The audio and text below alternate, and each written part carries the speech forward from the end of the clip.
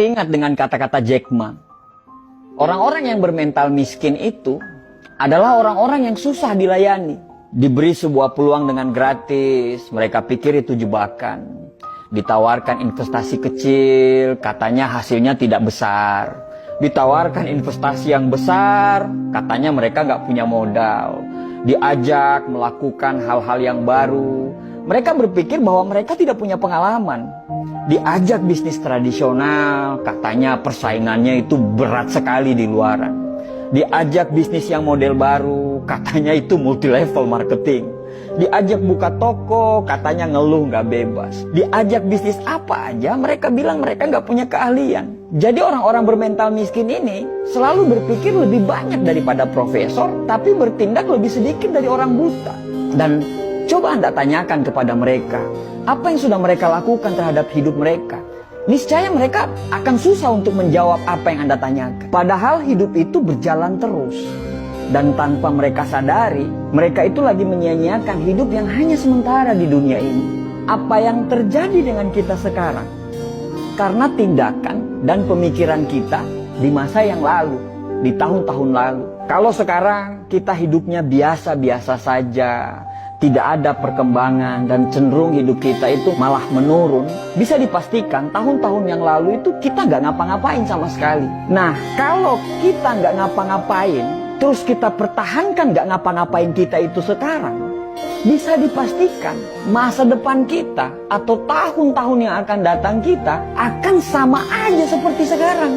Selalu ada kesamaan apa yang dilakukan oleh orang-orang gagal dan bermental miskin ini. Kesamaan itu adalah sepanjang hidup mereka, mereka hanya menunggu dan menunggu. Andai saya punya uang, saya akan bla bla bla. Andai saya jadi pimpinan, saya akan ini, saya akan itu. Andai kata, jikalau, meskipun, dan akan tetapi, selalu jadi kata-kata manis yang secara tindakan itu omong kosong. Ada sebuah konsep yang bagus untuk kita bisa jadikan pegangan. Kalau kita mau hidup kita sulit ke depannya, maka sekarang ambillah pilihan-pilihan yang gampang. Nonton Netflix berseri-seri, scroll TikTok berjam-jam, nongkrong dengan teman-teman, bangun kapanpun kita mau, dan lakukan apapun yang kamu suka. Itu adalah tindakan yang sangat gampang. Tapi konsekuensinya adalah masa depan yang sulit.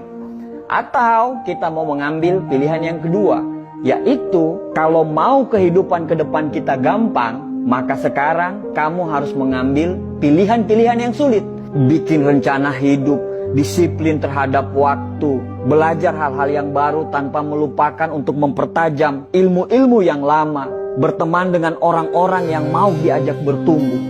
Dan itu semua adalah pilihan-pilihan yang sulit. Tapi dengan pilihan-pilihan tersebut, insya Allah hidup ke depan kita itu akan jadi gampang. Merasa berdosalah ketika kamu melakukan hal-hal yang tidak bermanfaat. Hindarilah hal-hal yang tidak bermanfaat. Makan makanan yang sehat, tidur yang teratur. Ya susah memang, tapi insya Allah hal-hal yang sulit yang kamu jalani itu akan membuat hidupmu gampang ke depannya.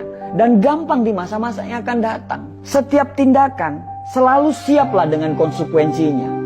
Mau gampang sekarang, sulit ke depannya, atau mau sulit sekarang, gampang ke depannya. Itu semua pilihan hidup.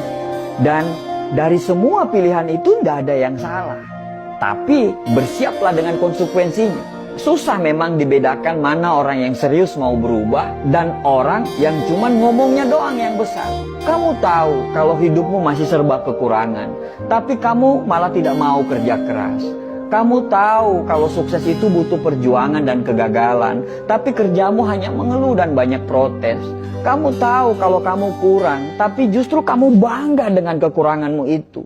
Bahkan parahnya, kekurangan itu justru kamu jadikan alasan pembenaran kenapa kamu masih seperti ini.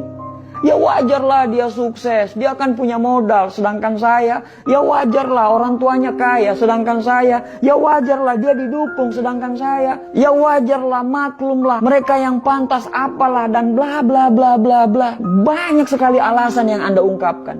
Padahal setiap orang itu pasti punya perangnya masing-masing loh. Kamu berperang dengan perangmu sendiri, begitu juga mereka. Mereka berperang dengan perangnya masing-masing. Setiap orang ada dengan masalahnya masing-masing. Bedanya, kamu menyerah dan mereka masih menyelesaikan masalah mereka dan mereka tidak pernah keluar dari arena pertempuran. Kalau kamu tidak berjuang, terus apa yang mau dimenangkan? Akhirnya orang-orang sukses dan kita lagi-lagi tidak sukses. Setelah melihat mereka sukses, apa kata kita? Wajarlah, mereka kan beda. Ya iyalah beda.